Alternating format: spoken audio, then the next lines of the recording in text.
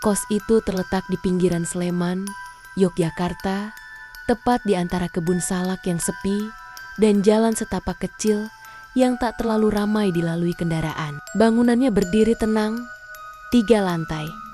Temboknya dicat warna hijau lumut yang sedikit mengelupas. Pelang kecil bertuliskan, "Kos Putri Murni," tergantung miring di gerbang besi berderit.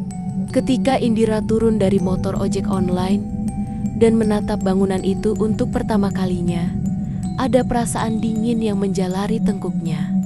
Tapi ia menepisnya. Ia bukan tipe gadis yang mudah takut. Lagi pula, mencari kos-kosan di Jogja yang murah dan dekat kampus itu seperti mencari durian tanpa duri, hampir mustahil. Pemilik kos, seorang wanita tua bernama Bu Rahayu, menyambutnya dengan senyum, sopan, dan suara serak. "Kamar Indira di lantai 2 ya sayang. Tapi ingat satu hal, di sini ada peraturan, tidak ada yang boleh tidur di lantai 3. Apapun alasannya." Indira sempat mengerutkan dahi, "Tapi lantai 3 kan kosong, Bu." "Iya, sudah lama kosong, biar tetap begitu. Kunci ruangannya saya pegang sendiri. Jangan coba-coba naik ke sana, ya?" Indira mengangguk setengah percaya, setengah penasaran. Malam pertama di kos itu terasa sunyi. Hanya suara jangkrik dan angin dari jendela yang menemani Indira membereskan pakaiannya. Kamar nomor 7 di lantai 2 itu cukup nyaman. Ada ranjang, meja belajar, dan jendela besar yang menghadap ke kebun.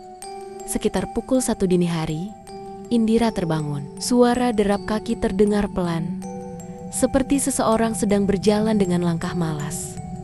Dari lantai atas, Indira duduk di ranjang. Rasa kantuknya langsung lenyap. Ia mengira itu mungkin suara tetangga kos di atas yang baru pindah. Tapi, bukankah Bu Rahayu bilang lantai 3 kosong? Langkah-langkah itu berhenti tepat di atas langit-langit kamarnya. Lalu terdengar suara gesekan furnitur seperti kursi diseret perlahan. Indira menahan napas. Seketika ia menatap langit-langit, seperti berharap suara itu berhenti dengan sendirinya. Dan saat ia hendak kembali tidur, terdengar suara ketukan 3 kali dari atas. Tok, tok, tok, seolah seseorang mengetuk lantai atau mungkin mengetuk dari bawah. Indira mencoba menanyakan suara itu ke teman kos barunya, Sari, gadis pendiam dari jurusan sastra. "Oh, kamu juga dengar ya? Udah biasa. Tapi jangan dibahas sama Bu Rahayu, dia nggak suka." Indira mengernyit. "Maksudmu, itu suara siapa?" Sari menghela napas. Katanya, ada yang pernah nekat tidur di lantai 3 beberapa tahun lalu. Seorang mahasiswi yang terlambat pulang malam. Karena semua kamar penuh, dia tidur di atas. Besok paginya, kamarnya kosong. Tapi tempat tidurnya basah, seperti habis dipakai seseorang. Dan ada rambut panjang menempel di bantalnya. Di malam kedua, Indira masih mencoba bersikap biasa. Namun, saat ia naik ke lantai 2 malam itu, ia melihat sesuatu yang membuat darahnya turun ke kaki. Pintu tangga menuju lantai 3 terbuka sedikit. Dan di balik celah itu, ada bayangan rambut panjang, menjuntai hingga menyentuh anak. Tangga diam, tak bergerak, seolah sedang menunggu seseorang yang cukup berani untuk naik dan menemaninya tidur. Malam itu, Indira berdiri terpaku di anak tangga terakhir menuju lantai 3. Pintu kayu tua itu, yang sebelumnya selalu terkunci, terbuka sedikit. Celah sempit di antara kusen dan pintu memperlihatkan sesuatu yang tak seharusnya ada. Seuntai rambut panjang, hitam pekat, menjuntai keluar dari balik pintu, menyentuh lantai seperti jemari yang merayap diam-diam. Tidak bergerak, tidak berbisik, hanya diam, menunggu. Indira mundur perlahan, nafasnya tertahan. Ia buru-buru menuruni tangga. nyaris terjatuh di anak tangga keempat dan menutup pintu menuju lantai 2 dengan gemetar. Namun saat dia sampai di depan pintu kamarnya, pintu itu terbuka sendiri. Dalam kamar nomor 7, kamarnya gelap. Lampu yang sebelumnya menyala kini padam. Indira menyalakan flash dari HP Nia dan melangkah perlahan ke dalam. Di atas ranjangnya ada sesuatu, seperti tumpukan kain. Saat didekati, ia melihat jelas. Rambut panjang, kusut, dan basah.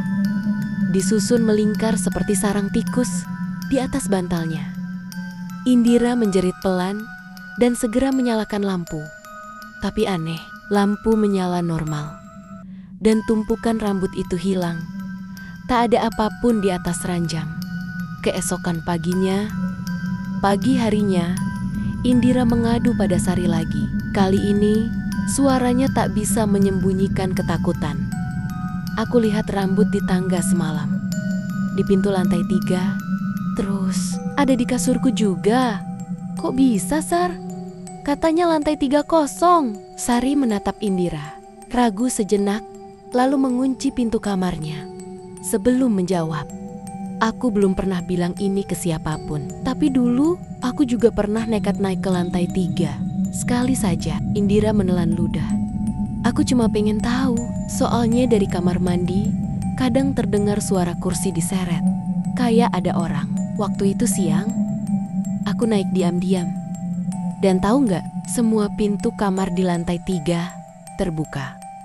Tapi di salah satu kamar ada ranjang yang masih tertata. Dan di atasnya ada boneka kecil duduk menghadap jendela dengan rambut panjang menutupi wajah. Sejak saat itu, aku sering mimpi seseorang tidur di kakiku di bawah selimut. Tapi tiap aku buka, kosong kecuali rambut.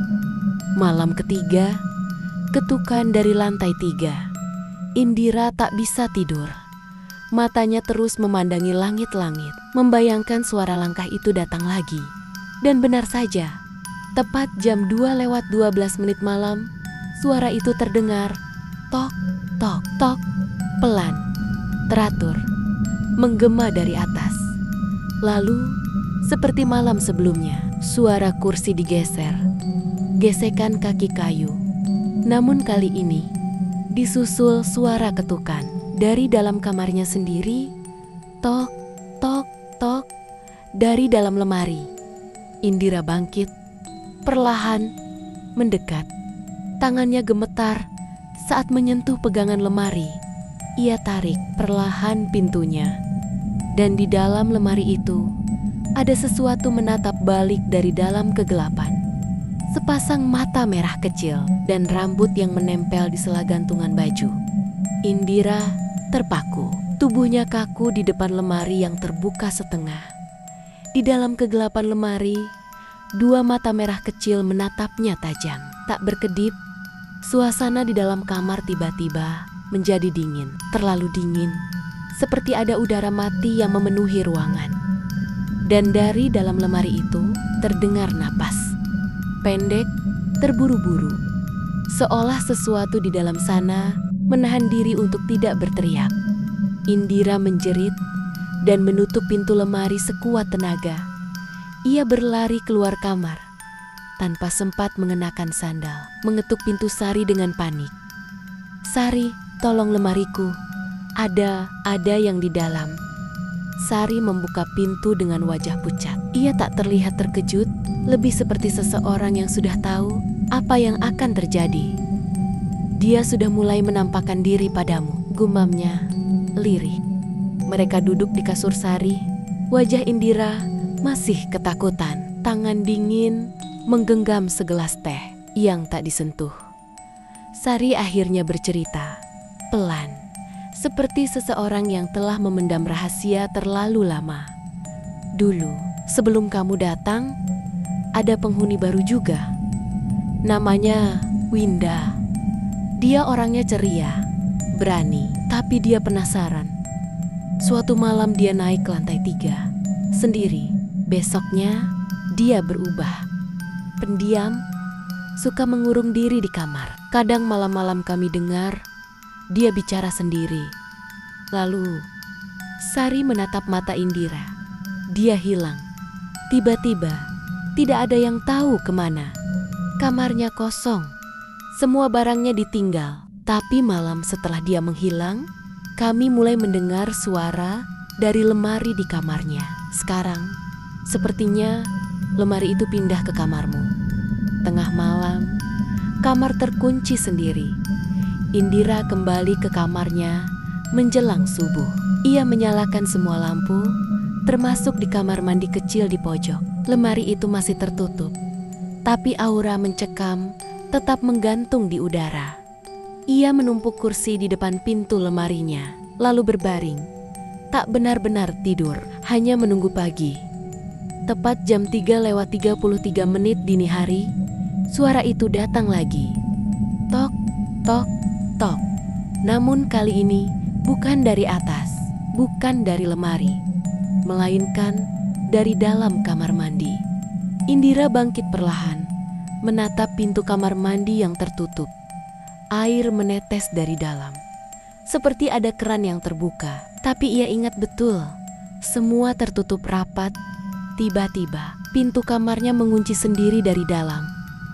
Klik, dan suara napas itu kembali terdengar.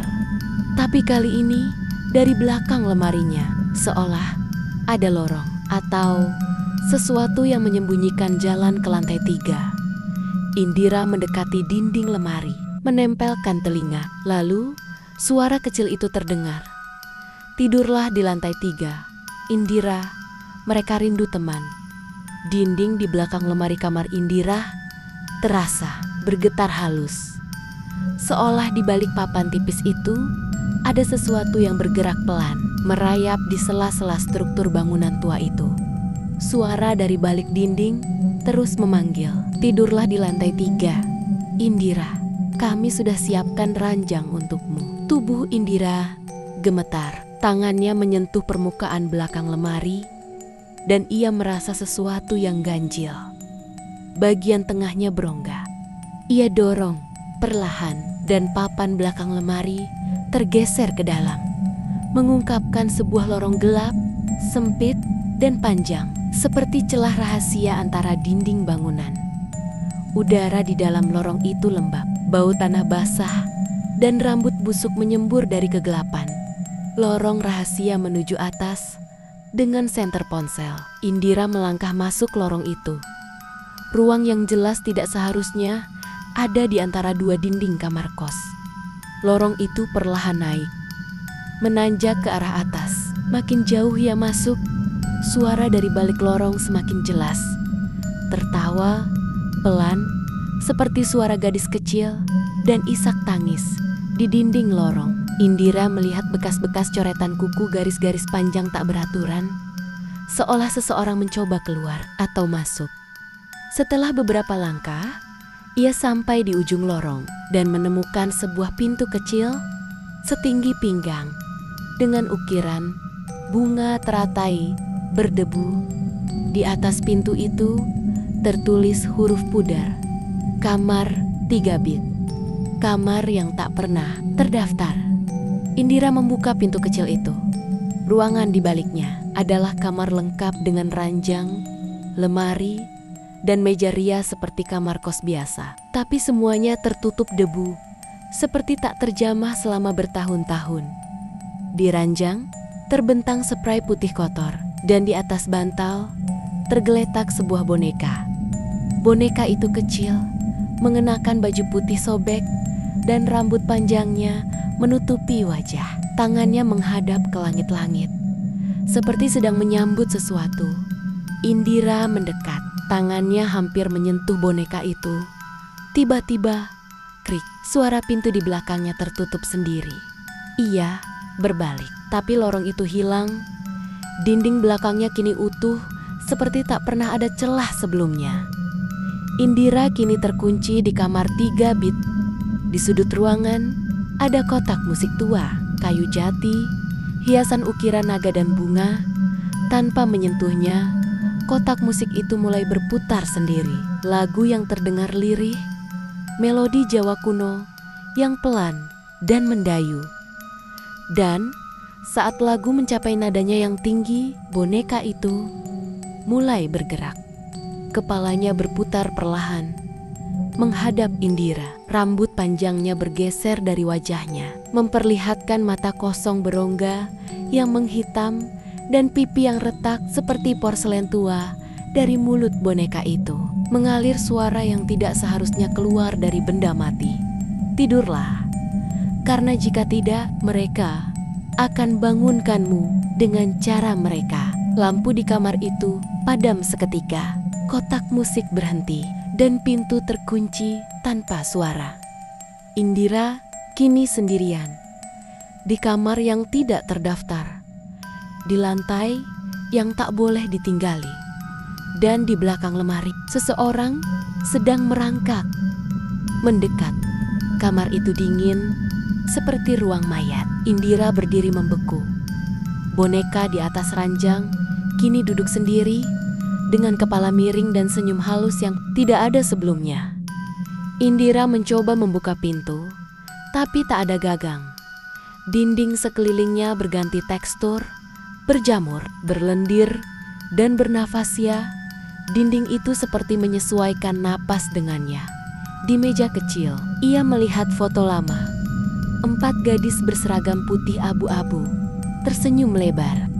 Salah satu dari mereka adalah Winda, gadis kos yang katanya menghilang. Dan di pojok foto, samar tampak wajah kelima, kabur, nyaris transparan, berdiri di belakang mereka. Kami semua dulu ke lantai 3, terdengar suara perempuan dewasa. Tapi hanya satu yang boleh keluar. Indira berbalik, dan sosok wanita tua berpakaian daster lusuh kini berdiri di dekat pintu. Wajahnya tak jelas, seperti ditutup kabut, tapi suaranya dingin, gelap.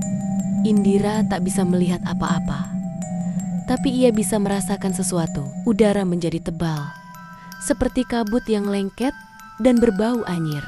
Suara-suara anak kecil berlarian masih terdengar, namun kini diselingi tawa serak, bukan tawa anak-anak, tapi seperti wanita tua menertawai sesuatu yang seharusnya tak lucu. Kau mendengarnya kan? Bisik suara perempuan dewasa. Itu suara mereka. Mereka yang tak bisa pulang. Indira menutup telinganya.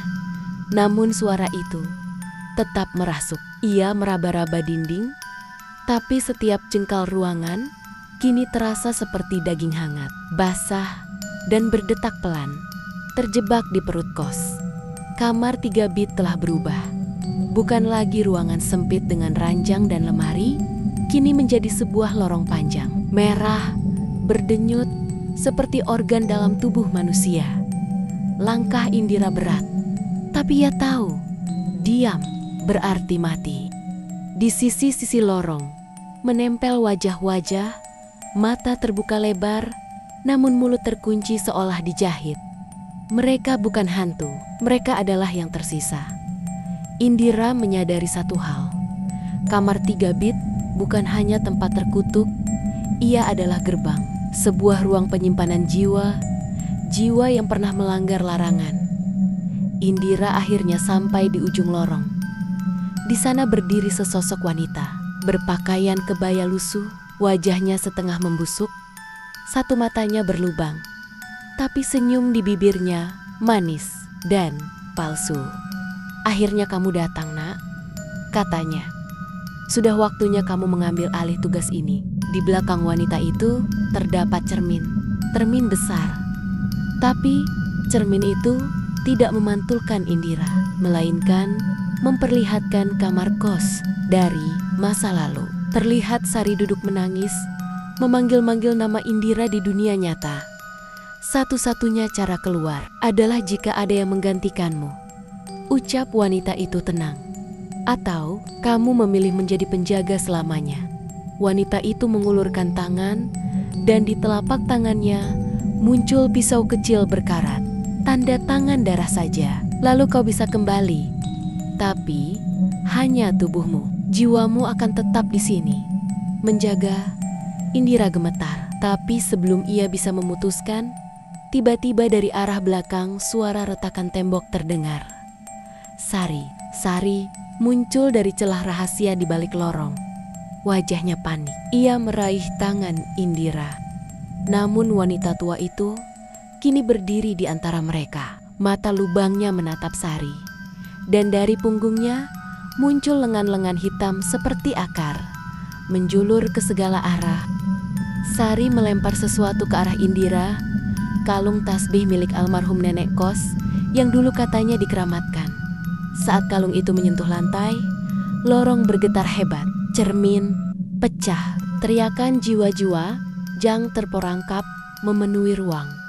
Wanita itu menjerit, tubuhnya mencair seperti lilin. Indira dan Sari berlari sekuat tenaga melewati lorong yang kini mulai runtuh. Tangan-tangan dari dinding berusaha menarik mereka, tapi dengan satu teriakan dan dorongan dari Sari, mereka berhasil melompat ke dalam lemari kayu dan mendapati diri mereka kembali di kamar Indira. Sunyi, lemari itu kini tertutup dan tidak bisa dibuka lagi. Malam itu, Indira dan Sari duduk berdua di depan kamar mereka. Lampu lorong menyala redup, seperti biasa. Tak ada tanda-tanda keanehan. Tak ada suara langkah kecil. Tak ada bayangan panjang yang menyelinap di dinding. Tapi mereka tahu, sesuatu telah berubah. Kos itu tidak pernah benar-benar sama lagi.